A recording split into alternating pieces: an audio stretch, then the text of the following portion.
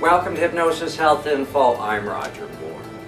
I was doing some research this morning, taking a look at mind-body wellness and specifically focusing on cancer and the mental-emotional relationship of our thoughts and our emotions and how it affects our physiology, our body, and diseases like cancer, and also just doing some work with looking at autoimmune diseases as well. And I stumbled upon an article that was written in Psychology Today last year on June 3rd, almost a year ago on June 3rd of 2012, and this is May 1st of 2013. And by the way, there's protests going on outside here in downtown Seattle, here at the Medical Dental Building, and May Day protests, and so there's helicopters flying around and the news reporter, so there's a little interference, a little noise, just bear with me. But anyway, this article is on pelvic pain, and it's called The Bare Truth. And it was written by a physician who had a woman referred to him, a patient referred to him, who was dealing with pelvic pain. And he wasn't sure what he was going to do with this patient after he'd agreed to see her. And she was called into the exam room, and it goes on to say that the patient was hunched over into an ambulatory fetal position, and her steps were taken with thoughtful care. He writes that I walked into the room behind her and helped her to the table. The look of anguish on her face was completely disarming. I sat in a chair across from her and began taking her history. She claimed that the pain came on as a thunderclap about 2 weeks ago, and since that time she has had this unrelenting course and has been unable to leave her house. And with this, she began to cry. In my clinical mind, I was going through the medical and surgical management when I glanced behind her and I saw a tapestry I have hanging on my wall that represents the 7 chakras, or energetic centers of Ayurvedic medicine.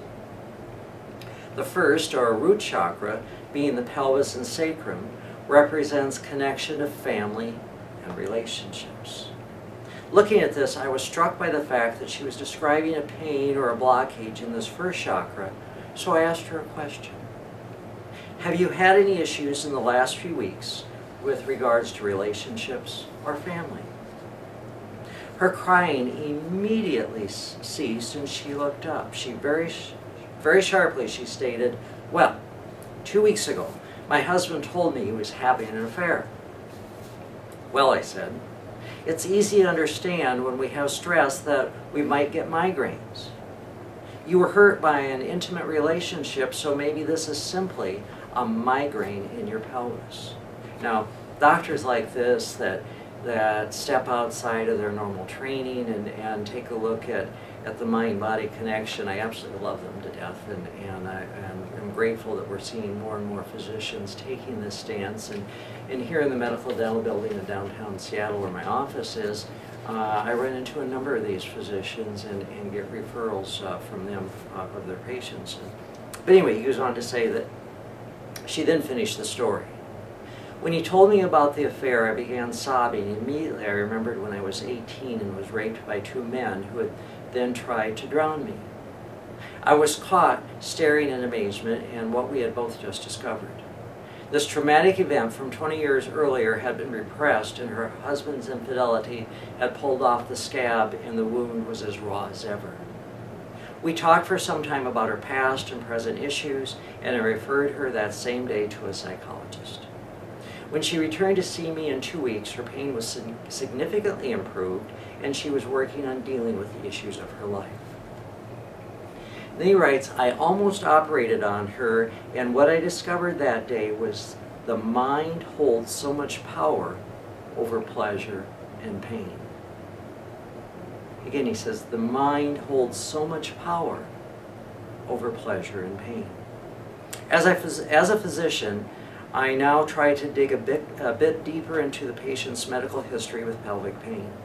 Studies have shown that women undergoing laparoscopic, a camera inserted into the belly button, who are told everything looked perfectly normal inside, a majority will have a resolution of their pain simply by being told that inside there's nothing wrong with it.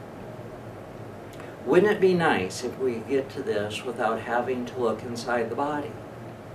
In a 10-minute appointment, we can briefly examine the body, but it takes much more than that to really enter the mind-body connection.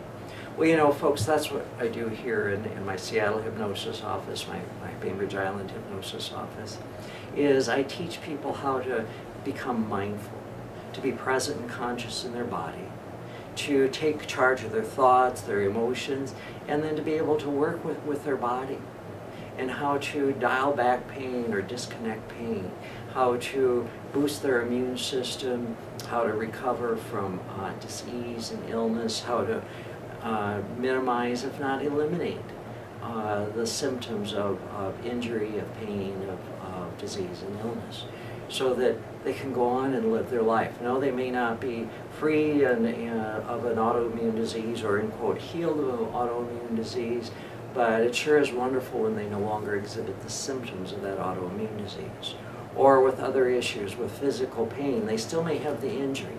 They still may have spinal problems or carpal tunnel or other injuries, but it sure is wonderful that they're no longer experiencing the pain of that injury or that deformity within their body.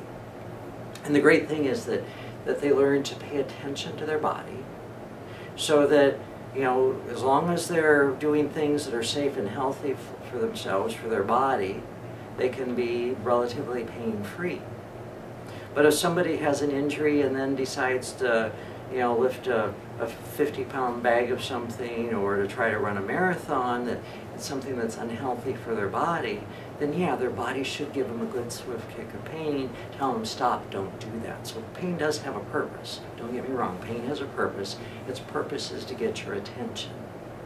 But once the pain or the disease or the illness has your attention, it no longer has any purpose. And so you can dial back the pain and focus on your healing and your recovery, on your wellness. And that's what I do here, again, in the Medical Dental Building, in my Seattle hypnosis office, or over in Bainbridge Island. And I have clients in various states and in several different countries via Skype. So people learn to use these tools and can move away from surgeries and often reduced medications simply by learning to relax, to diminish the stress in their life, to dial back pain, to boost their immune system. And so I invite you to take a look at all the various tools and resources that I have here at hypnosishealthinfo.com. Be sure to check out the up there in the orange menu bar under Self-Hypnosis, learn how to use self-hypnosis. And look at my blog posts and do some research through there. It's just the site, Hypnosis Health Info, has literally over 2,000 blog posts of information available for you, plus lots of articles and videos and just a variety of information.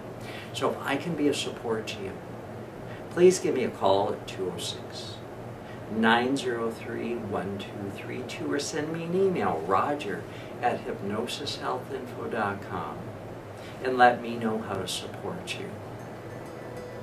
I'm Roger Moore, and this is Hypnosis Health Info.